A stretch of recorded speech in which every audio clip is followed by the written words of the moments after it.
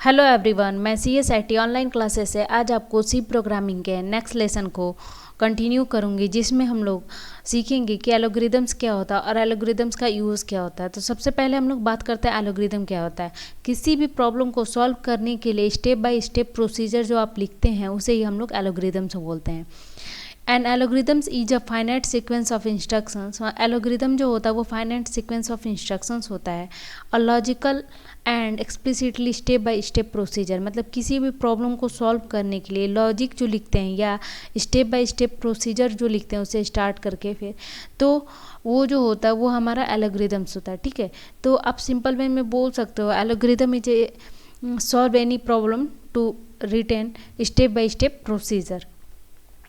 अब qualities of good algorithms, जब हम लोग एल्गोरिदम लिखते हैं तो एल्गोरिदम लिखने का मतलब ही आप समझ रहे हो कि स्टेप बाय स्टेप प्रोसीजर, मतलब हमें पता होता है कि हमें कितने स्टेप लिखने हैं या उसका आउटपुट क्या आएगा। ठीक है, तो एल्गोरिदम लिखने से हमें बेनिफिट क्या होता है कि हमें आउटपुट और इनपुट दोनों ही पता रहते हैं कि हमें क्या इनपुट देना है और उसका क्या आउटपुट मिलेगा। ठीक है, दूसरी चीज़ें कि हम हमेशा स्टेप को भी ध्यान रखते हैं कितने स्टेप में हमारे प्रोग्राम कंप्लीट हो जाते हैं, क्योंकि हम एल्गोरिदम लिखने से पहले उस चीज़ को सोचेंगे और कितने स्टेप में हम उसे सॉल्व कर सकते हैं, ये चीज़ें हमें पता रहती हैं।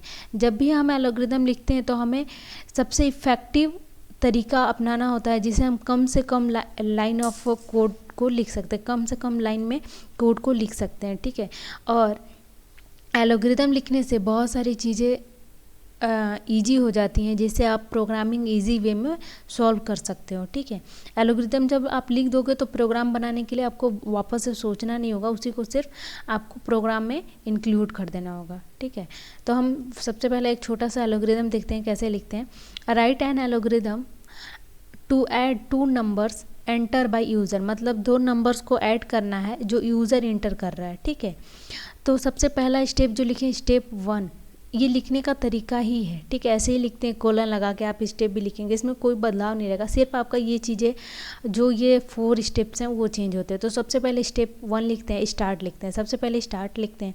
उसके बाद स्टेप 2 में डिक्लेयर वेरिएबल, क्योंकि इसमें बोला गया है ना, हमको कैसे पता कि स्टेप 2 में ये लिखना है। तो यहाँ पे देखिए लिखा बोला हुआ है ऐड 2 नंबर, मतलब 2 नंबर को ऐड करना है, यानी 2 नंबर को ऐड करना है, यानी 2 नंबर को इंटर यूज़र से इनपुट लेना है। तो इंटर लेने के लिए कहीं ना कहीं हमारे पास 2 वेरिएबल होना चाहिए। वेरिएबल आप प्रीवियस लेसन में पढ़े थे, वेरिएबल एक स्पेस होता है जहाँ पे हम किसी भी वैल्यू को स्टोर करके रखते हैं। ठीक है, वेरिएबल के रूल आप पढ़ाए थे उसमें, तो वेरिएबल हम अभी बता देते हैं। ठीक है, वेरिएबल जो होता है, वेरिएबल एक प्लेस होल्डर होता है जिसमें आप वैल्यू को स्टोर कर सकते हैं, जिसका एक कोई भी नाम हो।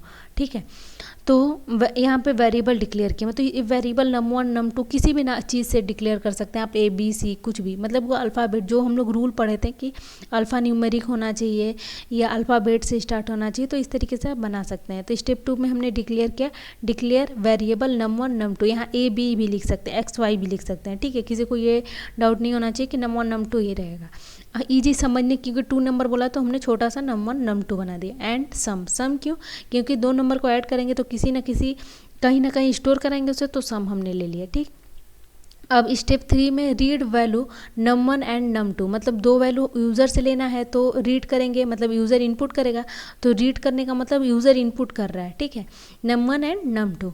अब उसने इनपुट कर दिया तो हम क्या करेंगे, उस चीज़ को ऐड करके असाइन करना मतलब रख देना। ठीक है, असाइन करना मतलब वैल्यू सम में रख देना, ऐड करके num1 प्लस num2 सम में हमने इसे पुट कर दिया। अब यहाँ पे स्टेप 5 में डिस्प्ले सम को डिस्प्ले कर दिए एंड स्टेप 6 में स्टॉप कर दिए। ओके, स्टेप 6 यहीं लिखना है। ठीक है, ये टाइपिंग मिस्टेक हो गया। तो स्टेप 5 में डिस्प्ले सम, स्टेप 6 में स्टॉप। तो स्टेप 1 और 6 तो फिक्स है, मतलब ज़रूरी नहीं है सब में 6 ही स्टेप हो, लेकिन पहला और लास्ट तो फिक्स है कि यही होगा। अब बीच वाले आपको चेंज करने, अगर यहीं पे मान लीजिए क्वेश्चन में राइट एल्गोरिदम ऐड 2 नंबर खाली लिखा होता, इंटर बाय यूज़र नहीं लिखा होता। ठीक है, तो थर्ड वाली लाइन हट जाती। ठीक है, यानी थर्ड वाली लाइन आपकी जो होती वो वहाँ पे नहीं लिखना होता आपको, क्योंकि इसमें हम लोग रीड कर रहे हैं, मतलब यूज़र से इनपुट ले रहे हैं। अगर यूज़र से इनपुट लेना ही नहीं है तो ये वाली लाइन नहीं रहेगी हमारी। ओके, नेक्स्ट हम लोग एल्गोरिदम देखते हैं। एल्गोरिदम बहुत सिंपल होता है लिखना, कुछ करना नहीं है, सिर्फ किसी भी प्रोसीजर को आप स्टेप बाय स्टेप उसका सॉल्यूशन लिखते जाइए। नेक्स्ट जो होता है right an algorithm to find the largest among 3 different number enter by user। मतलब हम 3 कोई नंबर इनपुट करें और उसमें क्या है, यूज़र फाइंड करे कि इसमें से सबसे बड़ा नंबर कौन है। तो सबसे पहले देखिए हम लोग सेम वही देखिए इसमें भी किया, स्टेप 1 में स्टार्ट किए, फिर स्टेप 2 में क्या किया, डिक्लेयर किए A B एंड C, ठीक है। A B C को डिक्लेयर किया। स्टेप 3 में क्या किया, रीड कराया। रीड कराया मतलब यूज़र से इनपुट लेना है, यानी रीड करेंगे मतलब इनपुट वो देगा बंदा। फिर हमने कंडीशन अब चेक किया। कंडीशन क्या चेक किया, स्टेप 4 में A बड़ा है B से, इफ़ का मतलब यदि A बड़ा है B से, ये इफ़ कंडीशन लगाने के लिए हम लोग करते हैं। इफ़ A बड़ा है B से तो फिर चेक करो कि इफ़ A बड़ा है C से, मतलब A जो है दोनों लोगों से बड़ा है, तो display A is larger number. मतलब अगर ऐसा सही है तो A सबसे बड़ा होगा, मतलब B से भी बड़ा है, C से, क्लियर हो गया, A ही बड़ा है। अब दूसरी बार में ये भी तो चेक करना पड़ेगा कहीं C तो नहीं बड़ा है या B तो नहीं बड़ा है। तो फिर हमने चेक किया, अगर इस दोनों कंडीशन में ये दोनों कंडीशन अगर सही नहीं है तो ills display C is larger, मतलब अगर ये और ये सही नहीं है तो C को लार्जर प्रिंट करो। एल्स फिर से चेक करो, फिर से चेक करो, मतलब ये भी तो हो सकता है बी बड़ा हो सी ना बड़ा हो, ठीक है। तो बी बड़ा है सी से तो डिस्प्ले बी लार्जर। अगर इसमें ये कंडीशन सही नहीं यानी बी बड़ा नहीं है सी से यानी सी बड़ा होगा तो सी लार्जर, ठीक है। और फिर स्टॉप कर देंगे, ठीक है। तो ये 3 नंबर का ये और इम्पॉर्टेंट भी है, ठीक है। ये आया हुआ एल्गोरिदम है तो आप इसको अच्छे से, क्योंकि पहला वाला सिंपल था वो नहीं आया हुआ, लेकिन आपको 3 लार्जेस्ट नंबर में से प्रोग्राम भी आता है लिखने के लिए, और या तो एल्गोरिदम है या तो फ्लो चार्ट, ठीक है। तो ये इंपॉर्टेंट प्रोग्राम है, मतलब इंपॉर्टेंट एल्गोरिदम्स है, तो इसको आप थोड़ा ध्यान से देखिएगा। देखिएगा आपको अगर कॉन्सेप्ट समझ में आगे लिखने का तो कुछ करना नहीं है, इजी वे है, ठीक है। अब हम लोग समझते हैं फ्लो चार्ट। फ्लो चार्ट क्या होता है? फ्लो चार्ट जो होता है, a flow chart is a type of diagram. ये एक डायग्राम होता है, आपको सिंपल वे में हम समझाते हैं। फ्लो चार्ट जो होता है diagrammatical representation of algorithm. Algorithm का डायग्रामेटिकल रिप्रेजेंटेशन होता है, मतलब जो एल्गोरिदम अभी हम इंग्लिश में ऐसे लाइन बाय लाइन लिख रहे थे स्टेप बाय स्टेप, तो उसे अगर हम लोग डायग्राम के थ्रू अगर रिप्रेजेंट करें, ठीक है, तो उसे हम लोग क्या बोलते हैं? Flow chart. A flow chart is a type of diagram that represent a work flow और प्रोसेस। मतलब जो ये एक डायग्राम होता है जो वर्क फ्लो और प्रोसेस को रिप्रेजेंट करता है। A flow can also be defined a diagrammatical representation of N algorithm. मतलब ये एक डायग्रामेटिकल रिप्रेजेंटेशन होता है एल्गोरिदम्स का, और step by step approach to solve a task. किसी भी टास्क को सॉल्व करने के लिए स्टेप बाय स्टेप अप्रोच होता है, ठीक है। तो अब हम लोग बात करते हैं यहाँ पे कि इसमें कुछ शेप यूज़ होते हैं। फ्लो चार्ट को बनाने के लिए कुछ शेप यूज़ होते हैं। सबसे पहला शेप जो है रेक्टेंगल। रेक्टेंगल जो होता है वो प्रोसेस को फॉलो करने के लिए हम लोग यूज़ करते हैं रेक्टेंगल का। रेक्टेंगल मतलब इसके एंगल 90 डिग्री के होंगे, ठीक है। शेप इधर उधर नहीं होना चाहिए बनाते समय, ये सब हम ध्यान देंगे। पैरेललोग्राम। पैरेललोग्राम की अगर हम बात करते हैं तो पैरेललोग्राम जो होता है वो इनपुट और आउटपुट के लिए हम लोग यूज़ करते हैं, मतलब इनपुट लेने के लिए और आउटपुट को रिप्रेजेंट करने के लिए, ठीक है। Rectangle shape. रेक्टेंगल शेप जो होता है ये डिसीजन के लिए होता है। डिसीजन मतलब आप कोई भी कंडीशन लगा रहे हैं, जैसे हम लोगों ने अभी चेक किया इफ़ ए बड़ा है बी से, तो उस तरीके की चीज़ें जो होती हैं वो डायगोनल शेप में होती हैं, ठीक है। ये सर्किल शेप रहता है, ठीक है। सर्किल या इसको हम लोग पैराबोला शेप बोल सकते हैं, ठीक है। ये क्या होता है, ये आपको रिप्रेजेंट करता है कहीं भी कनेक्ट करने के लिए, मतलब आपका कहीं डेटा छूट गया या कहीं आप मिस्टेक कर दिया, आपको वहीं से ऐड करना है तो आप यहाँ से लाइन ऐड करके आप कनेक्टर के लिए इसका यूज़ कर सकते हो। ये जस्ट सर्किल शेप में होता है, ठीक है। ये आपका रेक्टेंगल ही रहता है, बट इसमें प्री डिफाइंड प्रोसेस के लिए हम लोग इस शेप का यूज़ करते हैं, ठीक है। ये रेक्टेंगल का ही थोड़ा अपडेट शेप है, ठीक है। रेक्टेंगल ही है, बस इसमें लाइन थोड़ा चेंज किया गया है, ठीक है। लाइन दो दिया गया है, ठीक है। तो प्री डिफाइंड प्रोसेस, जैसे कि कहीं पे फॉर्मूले के थ्रू हमें कोई काम करना होता है तो उसके लिए हम लोग प्री डिफाइंड प्रोसेस का यूज़ करते हैं। टर्मिनल। ओवल शेप का यूज़ जो होता है स्टार्ट और एंड के लिए करते हैं। और एरो की जो होता है ये हम लोग का फ्लो ऑफ लाइन, मतलब कहाँ किस साइड से किस साइड, वो top to bottom, left to right, किस तरीके से प्रोसेस हमारा फॉलो कर रहा है वो फ्लो लाइन रिप्रेजेंट होता है।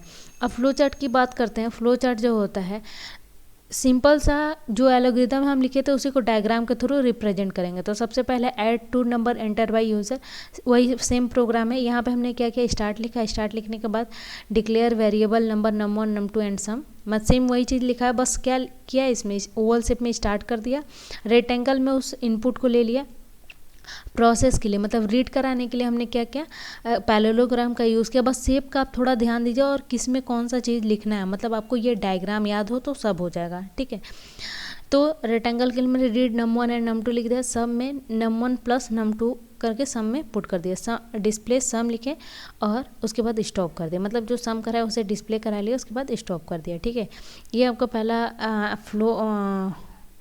फ्लो चार्ट है 2 नंबर का, 2 नंबर के ऐड का। ठीक है, तो आप इसे बेसिक एक फ्लो चार्ट समझिए, जिस तरीके से आप लिखिए, आपको मेन आपको शेप और प्रोसीजर किस में कौन सा लिखते हैं ये मेन ध्यान देना है। फिर दूसरा देखते हैं, इसका फ्लो चार्ट भी इम्पॉर्टेंट है, एल्गोरिदम भी इम्पॉर्टेंट है और प्रोग्राम भी। 3 नंबर्स में से सबसे लार्जेस्ट नंबर कौन सा है? ठीक है, मतलब सिंपल आप वैसे भी अपने समझने 3 लोगों में सब आपको कुछ भी पता नहीं, सिर्फ उन लोगों का नाम पता है, तो आप कैसे पता करेंगे कि आप तीनों लोगों में कौन सा सबसे बड़ा है, या 3 नंबर दिया गया इसमें से कौन सा सबसे बड़ा है, उसके लिए हम लोग ये एल्गोरिदम लिखते हैं। तो सबसे पहले हमने लिखा स्टार्ट। ठीक है, स्टार्ट किया ओवल शेप में, फिर यहाँ पे लिखा declare variable A B and C, मतलब डिक्लेयर किया वेरिएबल को, रीड कराएं मतलब इनपुट लिया ए बी ए सी। अब हम फिर वापस से चेक करें, देखिए ए बड़ा है बी से। ठीक है, अगर ए बड़ा है बी से, कंडीशन ट्रू है तो चेक करें ए बड़ा है सी से। ठीक है, कंडीशन अगर ट्रू है तो चेक करें ए बड़ा है बी से।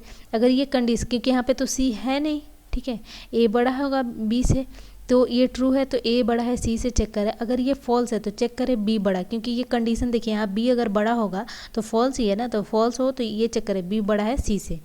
अब इसमें भी तो 2 कंडीशन बनते हैं, ये भी तो हो सकता है सी बड़ा हो और इसमें सी बड़ा हो, तो इसमें भी सेम 2 कंडीशन चेक हो रहा है कि बस आपको देखिए लिखने का प्रोसीजर थोड़ा सा बेसिक ध्यान देना है। तो यहाँ पे क्या है, बी बड़ा है सी से, तो अगर कंडीशन सही है ट्रू है तो बी प्रिंट करेगा बी बड़ा है। और यहाँ पे क्या है, अगर बी बड़ा है सी से, ठीक है, यानी यहाँ पे ये कंडीशन फॉल्स है, यानी सी बड़ा है तो ये प्रिंट सी। ठीक है, और यहाँ पे भी सेम कंडीशन, ए बड़ा है अगर बी से ट्रू है तो ए प्रिंट करें, और यहाँ पे सी बड़ा है तो फॉल्स में सी प्रिंट करें। ठीक है, अगर मतलब सी बड़ा है तो ये फॉल्स में सी प्रिंट करें और स्टॉप। ठीक है, तो ये फ्लो चार्ट भी इंपॉर्टेंट है, इसका एल्गोरिदम भी और इसका प्रोग्राम भी इंपॉर्टेंट